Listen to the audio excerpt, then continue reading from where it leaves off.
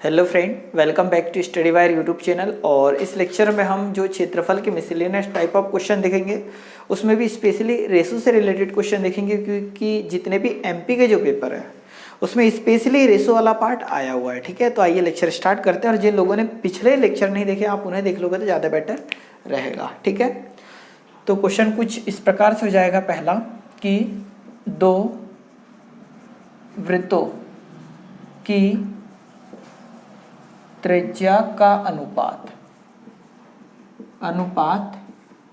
1:2 है, तब उनके क्षेत्रफल का अनुपात ज्ञात करो। उनके क्षेत्रफल का अनुपात ज्ञात करो। ठीक है, अब देखो हमें दिया क्या है कि दो वृत्त दिए जिनके त्रिज्या का अनुपात है 1:2। मतलब है कि छोटा वृत्त मान लेते, इसकी त्रिज्या 1:2 त्रिज्या, मतलब इसकी त्रिज्या कितनी मान लेते 1 अनुपात। एक बड़ा वृत्त होगा तो जिसकी त्रिज्या कितनी है 2, तो इसकी त्रिज्या कितनी मान ले हम 2 मान ले। मतलब यहाँ त्रिज्या का अनुपात दिया था तो हमने इसकी त्रिज्या 1 और इसकी त्रिज्या क्या मान ली 2। क्षेत्रफल का अनुपात पूछा है तो क्षेत्रफल, इसका अगर क्षेत्रफल निकाले तो क्षेत्रफल का फॉर्मूला क्या होता है, पाई आर स्क्वायर होता है।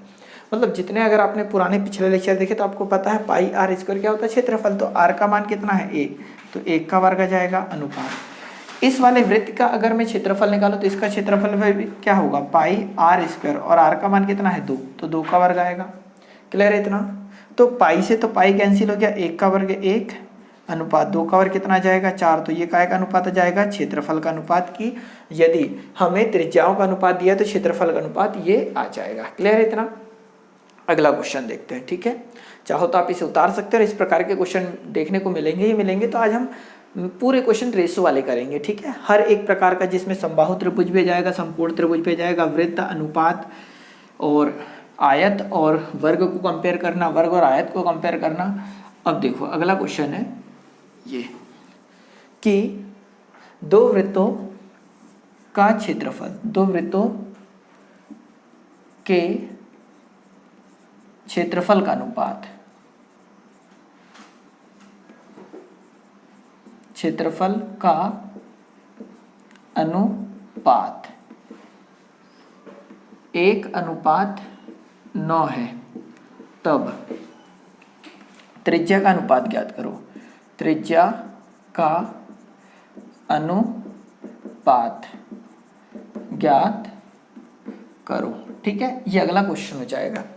तो अब हमें क्या दिया है, दो वृत्तों के क्षेत्रफल का अनुपात दिया। इसका मतलब एक छोटा वृत्त होगा और अनुपात देखो 2:3 है, इसका मतलब क्या होता है 2/3। ये चीज़ समझ पा रहे? तो अनुपात वाली वैल्यू का मतलब है कि ये बटे में वैल्यू दी हुई है। तो दो वृत्त के क्षेत्रफल का अनुपात है कितना 1:9। तो ये इसका क्षेत्रफल हम मान सकते हैं कितना होगा, छोटे वाले का 1, और एक बड़ा वृत्त बना लेते हैं, इसका क्षेत्रफल कितना होगा 9। क्या ये चीज़ समझ पा रहे? एक छोटा वृत्त है और एक बड़ा वृत्त है, इन दोनों के क्षेत्रफल का अनुपात है कितना 1:9। तो इन दोनों के बराबर से मैं क्या लिख सकता हूँ 1:9। इसकी त्रिज्या मैं मान लेता हूँ r, छोटा r, और इसकी त्रिज्या मान लेता हूँ क्या बड़ा R। ये चीज़ें क्लियर हो पा रही है? ये इन दोनों के क्षेत्रफल का अनुपात 1:9 है। अगर मैं अगली स्टेप सॉल्व करूँ तो इसका क्षेत्रफल क्या होगा, तो पाई आर स्क्वायर होगा, और इस बड़े वाले का क्षेत्रफल कितना होगा, तो पाई आर स्क्वायर होगा, बराबर से होगा 1/9। क्लियर है इतना? क्योंकि ये छोटे वाले का क्षेत्रफल, ये बड़े वाले का क्षेत्रफल, और इन्हीं क्षेत्रफल का अनुपात 1:9 है, मतलब 1/9 है। पाई से पाई कट जाएगा तो small r divided by capital R पूरे का स्क्वायर बराबर से कितना है 1/9। अगली स्टेप सॉल्व करेंगे तो r/r इक्वल टू आ जाएगा कितना √1/9, और अगली स्टेप सॉल्व करेंगे तो r/r इज इक्वल टू 1/3। इतना कुछ आएगा। तो पूछा ही हमसे कि त्रिज्या का अनुपात क्या होगा, तो आंसर कितना आया 1:3। तो हम इसको ऐसा कुछ लिख सकते हैं कि 1:3 होगा दोनों वृत्तों की त्रिज्याओं का अनुपात। क्लियर है इतना? अगले क्वेश्चन की ओर चलते हैं हम। ठीक है, इसका स्क्रीनशॉट ले सकते हैं। सारे क्वेश्चन ऐसे छोटे ही रहेंगे, बट ये कि आपको सारी चीज़ें आनी चाहिए, और कोई जरूरी नहीं कि वृत्त से होगा। देखो अगला क्वेश्चन देखते हैं हम थोड़ा सा अच्छा।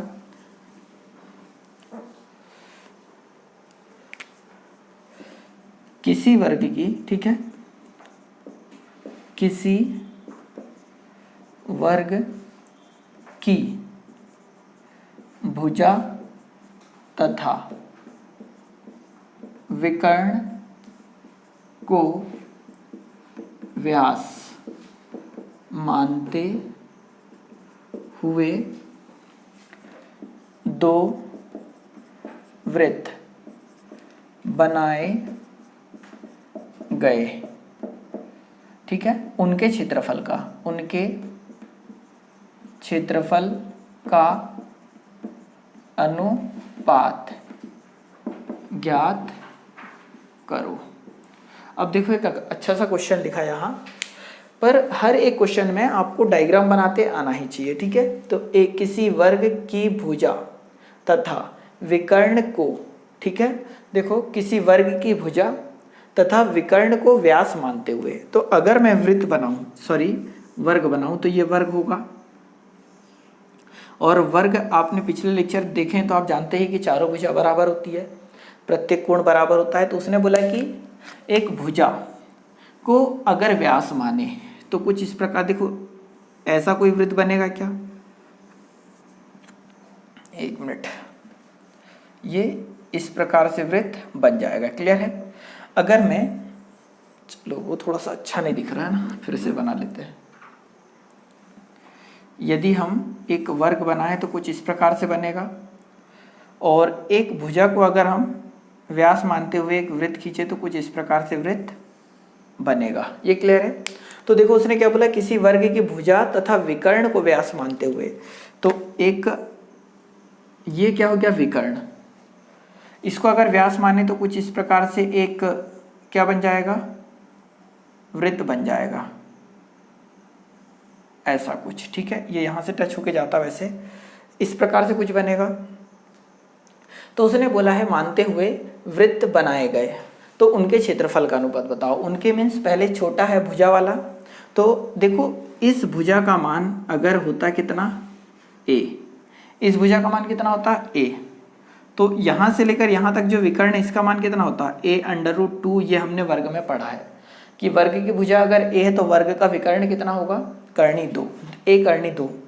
तो उसने बोला कि एक तो वर्ग की भुजा को अगर हम यहाँ पर बना ले वृत्त, वर्ग की भुजा को मानकर वृत्त बनाए तो ये क्या काम करेगा, जो भुजा है वो व्यास का काम करेगी।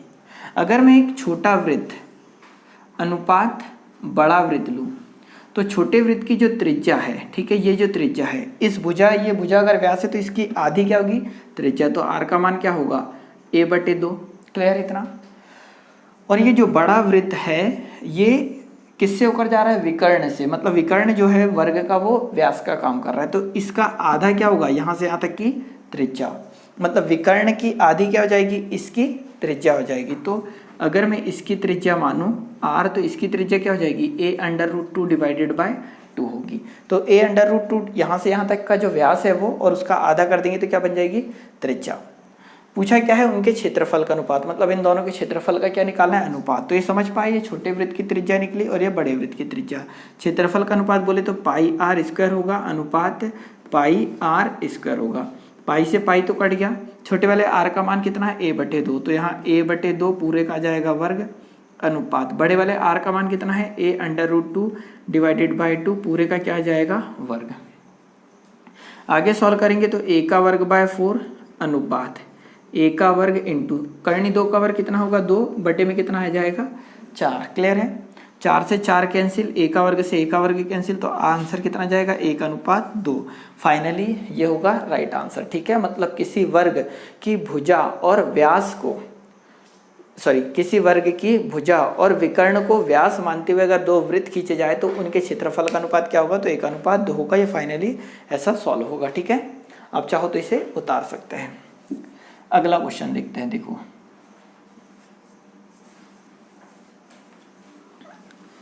और इस प्रकार के क्वेश्चन पेपर में आते हैं जहां पर आपको डायग्राम ड्रॉ करना पड़े और कोई भी वैल्यू ना दी हो और हमेशा रेशो ही रेशो पूछेगा। जैसे अगला क्वेश्चन देखते हैं कि किसी वर्ग के भुजा तथा विकर्ण को भुजा मानते हुए दो समबाहु त्रिभुज बनाए गए, दो समबाहु त्रिभुज बनाए गए। ठीक है, तो किसी वर्ग के भुजा तथा विकर्ण को भुजा मानते हुए दो समबाहु त्रिभुज बनाए गए, उनका अनुपात क्या होगा। ठीक है, ये हो गया हमारा क्वेश्चन। तो ये देखो सबसे पहले कि डायग्राम कैसा बनेगा। तो किसी वर्ग बोला है तो सबसे पहले तो बना लो वर्ग। ठीक है, समझना, ये एक बनाया वर्ग। अब किसी वर्ग की भुजा, मतलब ये भुजा होगा, यहाँ से आता है भुजा, तथा विकर्ण को भुजा मानते हुए, तो अगर मैं इसको भुजा मानूं तो इसको भुजा अगर मानूं तो ऐसा कोई एक समबाहु त्रिभुज बनेगा। ये कहने का मतलब ये मान भी ए है, ये भी ए है और ये भी क्या है, ए। क्लियर है इतना। तो भुजा तथा विकर्ण, विकर्ण अगर हम बनाएं तो इसको एक मिनट विकर्ण बना लेते हैं। ठीक है, डायग्राम कैसे भी बन सकता है। ये हो गया विकर्ण। विकर्ण को भुजा मानते हुए, मतलब एक भुजा को, वर्ग की एक भुजा और एक विकर्ण को भुजा मानते हुए दो समबाहु त्रिभुज बनाए। तो एक तो ये बन गया। दूसरा, विकर्ण को भी अगर भुजा मानो एक समबाहु त्रिभुज की तो कुछ इस प्रकार का समबाहु त्रिभुज बनेगा। ठीक है, हाँ, कुछ इस प्रकार से एक समबाहु त्रिभुज बन जाएगा। क्लियर हो पा रहा है। तो एक समबाहु त्रिभुज ये बना। अगर मैंने वर्ग की भुजा को भुजा मानकर समबाहु त्रिभुज बनाया तो समबाहु त्रिभुज मीन्स तीनों भुजा बराबर।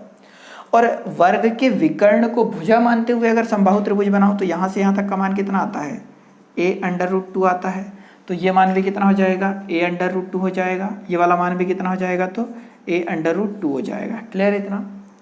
तो बोला है उनका अनुपात, सॉरी, समबाहु त्रिभुज बनाए गए तो उनके क्षेत्रफल का अनुपात, सॉरी, उनके क्षेत्रफल का अनुपात ज्ञात करो। क्लियर हो पा रहा है। उनके क्षेत्रफल का अनुपात मतलब एक छोटे वाले का और एक बड़े वाले का। तो छोटा वाला ये है, ठीक है। तो एक छोटा वाला समबाहु त्रिभुज अगर मैं बनाऊं तो ये हो जाएगा जिसकी भुजा ए और ए है। बड़ा वाला समबाहु त्रिभुज ये है। अगर मैं इससे बनाऊं तो कुछ इस प्रकार से बनेगा।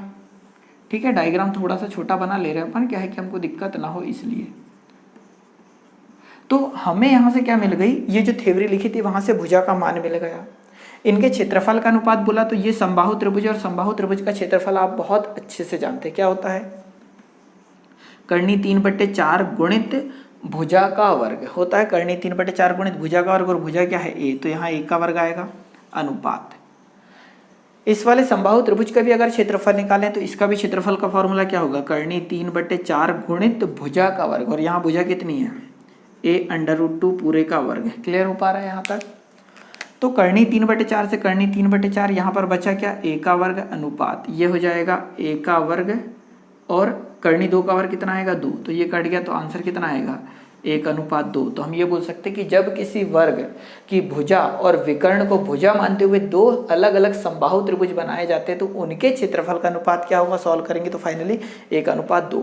मतलब ये क्वेश्चन हो सकता है कि आपको टफ लगे, परंतु कहीं भी अगर आप पढ़ोगे, कोई भी छोटी सी पुस्तक भी पढ़ोगे तो इस प्रकार के क्वेश्चन वहाँ आपको मिल रहे होंगे। इसका ये मतलब है कि क्वेश्चन टफ नहीं है, थोड़ी सी समझ की कमी है जो कि हो सकता है आपने ना पढ़ा हो इसलिए आपको प्रॉब्लम हो रही है। ठीक है, स्क्रीनशॉट ले लिया होगा आपने।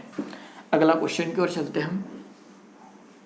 अब देखो अगले क्वेश्चन के हम जिसकी बात कर रहे हैं ना वो क्वेश्चन और अच्छे होंगे। अच्छे तो ये भी क्वेश्चन थे, ठीक है, परंतु वो क्वेश्चन कुछ इस प्रकार से होंगे जैसे मान लो कि आपको एक मिठाई दे दी जाए, ठीक है, पर यार वो जो कॉन्सेप्ट की मैं बात कर रहा हूँ वो लगेगा कहाँ, आयतन में। हम आयतन पढ़ने वाले हैं वैसे कल से। अब देखो यदि मैं ऐसा कुछ बोल दूं, एक क्वेश्चन है हमारा कि किसी वर्ग तथा आयत का परिमाप समान हो तब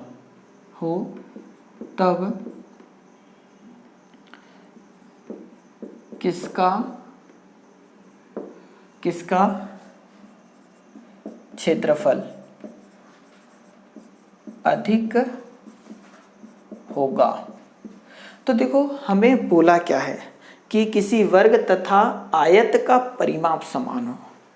तो सबसे पहले मैं एक वर्ग बना लूँ, ये एक वर्ग बन गया, और एक आयत बना लूँ। इन दोनों का परिमाप क्या बोला है उनने? समान हो।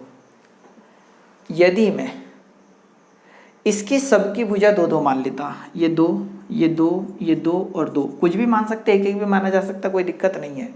तो इसका परिमाप कितना जाएगा? 8। इतनी तो ये आपको पता है। और मैं ऐसा कुछ मानूँ, इसको 3 मान लूँ, इसको 3 मान लूँ, तो 3 और 3 6, 7 और 1 ये 8। ये चीज़ क्लियर हो पा रही है? ये वर्ग है, इसका परिमाप भी 2 4 6 8। आप भी ऐसा कर सकते, कोई दिक्कत नहीं है, एक एक भी मानो तो भी कोई प्रॉब्लम नहीं पड़ेगी। तो इसका कितना हो गया टोटल परिमाप? 8। ये आयत बनाया तो इसको 3 मान लिया, इसको 3 मान लिया, 6 हुआ, 7 और 1 8। दोनों का परिमाप क्या हो गया? बराबर।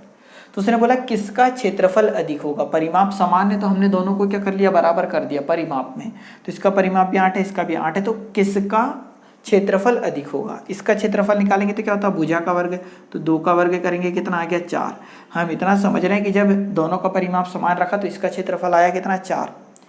इसका क्षेत्रफल क्या होता है? तो आधार गुणित ऊंचाई होता है। आधार गुणित ऊंचाई मतलब अगर मैं इसका क्षेत्रफल निकालूं तो 3 गुणा 1 होगा। सॉल्व करेंगे तो कितना आया? 3 आया। इसका मतलब यहाँ से हमें ये चीज़ हमेशा और हमेशा याद रखना है, या तो सॉल्व भी कर सकते पेपर में आए तो कोई दिक्कत नहीं है, कि जब कोई एक वर्ग हो और एक आयत को अगर कंपेयर करें तो किसका क्षेत्रफल अधिक, किसका क्षेत्रफल अधिक होगा, तो हमेशा और हमेशा किसका क्षेत्रफल अधिक होगा? वर्ग का क्षेत्रफल अधिक होगा। मतलब कहने का ये तात्पर्य है कि आपको अगर मिठाई दी जाए, एक वर्गाकार और एक आयताकार, और दोनों का पृष्ठीय क्षेत्रफल समान हो, ठीक है, तो किसका, कौन सी मिठाई आपको लेना चाहिए? तो वर्गाकार, क्योंकि उसकी मात्रा अधिक होगी। क्लियर हो पा रहा है? अब देखो, जैसे ये आयत और वर्ग को कंपेयर किया तो आप यहाँ से याद रखिएगा, जब परिमाप समान हो तो हमेशा और हमेशा वर्ग का जो क्षेत्रफल है वो अधिक होगा कंपेयर टू आयत। अब आगे देखते हैं कि यदि, ठीक है, इसे उतार लिया होगा आप लोगों ने, और इस प्रकार के क्वेश्चन आपको बनने चाहिए। ऐसा नहीं कि वहाँ पर तो भुजा दी ही नहीं थी, हम कैसे सॉल्व करें। तो किसी वर्ग तथा वृत्त का परिमाप समान हो तो उनके क्षेत्रफल, किसका क्षेत्रफल अधिक होगा। अब क्या बोल दिया? किसी वर्ग तथा वृत्त का परिमाप समान हो, तो एक ये वर्ग लिया अपन ने, ठीक है, और एक वृत्त ले लिया, इन दोनों का परिमाप क्या है? समान है। तो मैं ऐसा कुछ मान लूँ क्या? देखो, इन दोनों का परिमाप समान है, कुछ भी माना जा सकता है। अब ये मत बोलना कि सर मैं जो मान रहा हूँ, अगर मैं खुद जो मान रहा हूँ वो आप भी मानो, आप अपने अनुसार मान सकते हैं। तो इसका 11 11 11 और 11, इसका परिमाप कितना हो गया? 44। 11 मान लिया मैंने, इसका परिमाप 44 हो गया। इसका मतलब इसका परिमाप भी कितना है? इसका परिमाप भी कितना आएगा? 44 आएगा। क्लियर इतना? अब बोला किसका क्षेत्रफल अधिक होगा यदि दोनों का परिमाप समान हो, तो इसका जो क्षेत्रफल अगर हम निकालें तो इसका क्षेत्रफल क्या हो जाएगा? भुजा का वर्ग, तो 11 का वर्ग करेंगे, 11 का वर्ग, तो आंसर कितना जाएगा? 121। मतलब वर्ग का क्षेत्रफल 121 आ रहा है। इसका परिमाप भी कितना होगा? 44, क्योंकि इसका परिमाप 44 है, तो इसको हमने मान लिया है, नहीं मतलब अपन ने माना है, ठीक है। तो 2 पाई r होता है, 2 पाई r होता है क्या? परिमाप, और उसका मान कितना माना है? 44। क्लियर इतना? हम इसको सॉल्व करें तो 2 का 2, पाई का मान 22/7 गुणित r बराबर से 44। 22 दूनी 44 और ये 44 कैंसिल, तो r का मान कितना आ गया? 7। अगर मैं इसका क्षेत्रफल निकालूं, किसका क्षेत्रफल? इसका मीन्स वृत्त का क्षेत्रफल, जो कि होता है कितना? पाई r स्क्वायर। तो पाई का मान आएगा 22/7 और r का मान कितना है? 7। तो यहाँ 7 लिखोगे तो 7 का वर्ग होगा, मतलब कितना? 49। 7 कम 7 7 7 49, तो 22 7 हो जाएगा 154। अब हमने यहाँ देखा कि जब दोनों का परिमाप समान था, किसका? वर्ग का और वृत्त का परिमाप था, तो क्षेत्रफल किसका दिखाया? तो क्षेत्रफल अधिक आ रहा है, किसका? वृत्त का अधिक आ रहा है। इसका मतलब ये भी अगर याद रख सको तो बेटर है, अदरवाइज पेपर में निकालना कैसे वो चीज़ें मैं आपको बता रहा हूँ, ठीक है। अब आप सोचोगे कि सर कि आपने इस प्रकार की वैल्यू क्यों मानी, तो मैंने इस प्रकार की इसलिए वैल्यू मानी क्योंकि यहाँ कट जाए आराम से, इसको 4 भागों में बढ़ जाए, ये 44, 11 दूनी 22, 11 तीन 33, 11 चौक 44, 4 भागों में भी बढ़ जाए, और ये 44 से ये पाई का जो मान रखेंगे उससे कट भी जाए, इसलिए मैंने 44 माना। कुछ भी माना जा सकता, कोई दिक्कत नहीं है। तो जब एक वर्ग और वृत्त को कंपेयर करेंगे तो किसका परिमाप अधिक होगा? तो ये परिमाप अधिक होगा किसका? वृत्त का। ये चीज़ें क्लियर हो पा रही है? अब आगे देखो, एक मिनट,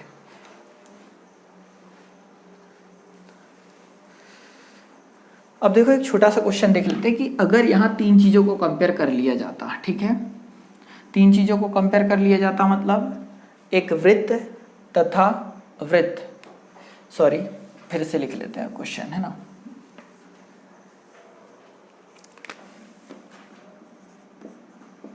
किसी वर्ग, आयत तथा वृत्त का परिमाप समान हो तो उनके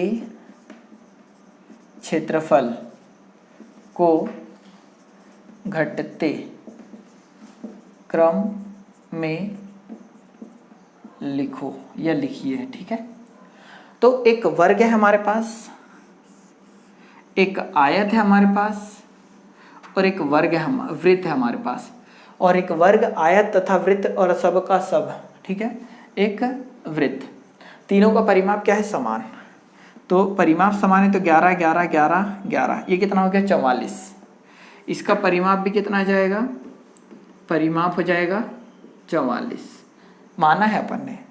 इसको अगर मैं मानूँ तो इसको हम मान लेते हैं 15, तो ये भी होगा 15 दूनी 30, कहाँ तक पहुँचना है 44 तक, तो 30 हो गया। इसको हम मान लेते हैं 30, 40 और 4 44, मतलब 12 है, तो इसको हम मान लेते हैं 6 और इसको 6, क्या सबके परिमाप बराबर हो गए। इसका भी 44 मान लिया, इसका 44 हो गया, 15 दूनी 30, 30 और 10 40, और सॉरी 7 7 माने क्या, 7 और 7, 7 दूनी 14 और 30 कितना हो जाएगा, तो 44। सबके परिमाप क्या हो गए, बराबर। तो उनके क्षेत्रफल को घटते क्रम में लिखो, क्षेत्रफल को घटते क्रम में लिखो। तो इसका क्षेत्रफल आएगा कितना 121, अभी हमने निकाला था। इसका क्षेत्रफल आएगा कितना 154, अभी हमने निकाला था। इसका क्षेत्रफल निकालेंगे तो आधार गुणित ऊंचाई, तो 15 सत्ते कितना 105 आ जाएगा। क्लियर है। इसका मतलब जब तीनों का परिमाप अगर बराबर ले लिया जाए, एक वर्ग का, वृत्त का, सॉरी एक वर्ग का, आयत का और वृत्त का, तो सबसे अधिक क्षेत्रफल किसका होता है, तो वृत्त का होता है। दूसरे नंबर पर किसका होता है, तो वर्ग का होता है। सबसे कम किसका होता है, तो एक आयत का होता है। तो उसने क्या बोला है, घटते क्रम में लिखना है। घटते क्रम में मतलब सबसे अधिक क्षेत्रफल किसका होगा, वृत्त का। वृत्त के बाद किसका आ जाएगा, वर्ग का क्षेत्रफल, और वर्ग के क्षेत्रफल के बाद क्या का क्षेत्रफल आ जाएगा, आयत का क्षेत्रफल हो जाएगा। तो फाइनली यही हमारा आंसर कि क्षेत्रफल को घटते क्रम में लिखो तो वृत्त का क्षेत्रफल पहले, फिर आएगा वर्ग का, फिर आ जाएगा आयत का। चीज़ें समझ पा रहे हैं। तो आज के लेक्चर में तो इतना ही। हम कल से जो स्टार्ट कर रहे हैं, ठीक है, मतलब अभी तक हमने इतना पढ़ा, 2-4 चीज़ें और सुन लो, ठीक है, कि जितने लेक्चर हमने डाले हैं समथिंग हो गए होंगे 10 से 12 या 13 लेक्चर। इतने लेक्चर को आप देख लो, और जो भी पुस्तक आपके पास है आप उससे जितने क्वेश्चन उसमें दिए हैं वो लगाइए, सॉल्व करो। मैक्सिमम चीज़ें आपसे बनेगी, और जो चीज़ें ना बने तो कोशिश करो, अदरवाइज पीछे सॉल्यूशन जो दिया है उसे आप देख के सॉल्व कर लीजिए। 1-2 बार कर लोगे तो आप इतने लेक्चर और जो पुस्तक है वो अगर आप इतना कर लेते तो क्षेत्रफल में आपको दिक्कत नहीं होगी, ठीक है। और अगर कभी ऐसा आपको लगता है कि कुछ चीज़ें या हमने कम पढ़ाया, आपको ऐसा लग रहा है कम है, तो आप कमेंट बॉक्स में कमेंट कर देना, थोड़ा सा हाई लेवल एक बार और पढ़ा देंगे पूरा का पूरा, ठीक है। उसके बाद आपको क्या करना है, कल से हम लेक्चर स्टार्ट कर रहे हैं किसके, घन आयतन के, तो आपको वो भी कंटिन्यू करना है। तो पहले आप इसे कंप्लीट कर लीजिए। और पिछले हमने बहुत सारे लेक्चर निर्देशांक ज्यामिति डाल चुके हैं, सिंप्लीफिकेशन डाल चुका है, सरलीकरण अलग से, सॉरी सिंप्लीफिकेशन डाल दिया है हमने, निर्देशांक ज्यामिति डाली है, बहुलक माध्यिका माध्य पे डाला है, और उसके बाद हमने अलग से एक और बहुपद पे डाल चुके हैं, ठीक है। मतलब काफ़ी कुछ है, क्वाड्रेटिक इक्वेशन, वो सारी चीज़ें डल चुकी, तो उन्हें भी आप कंप्लीट कर लीजिए। ये एक ऐसे कुछ टॉपिक है जो कि आप अगर पेपर देने जाओ तो मोस्टली 90% स्टूडेंट से ये सारी चीज़ें नहीं बनती है, ठीक है। तो इस लेक्चर में तो इतना ही। अगले लेक्चर में फिर मुलाकात होगी, जब तक के लिए जय हिंद, जय भारत।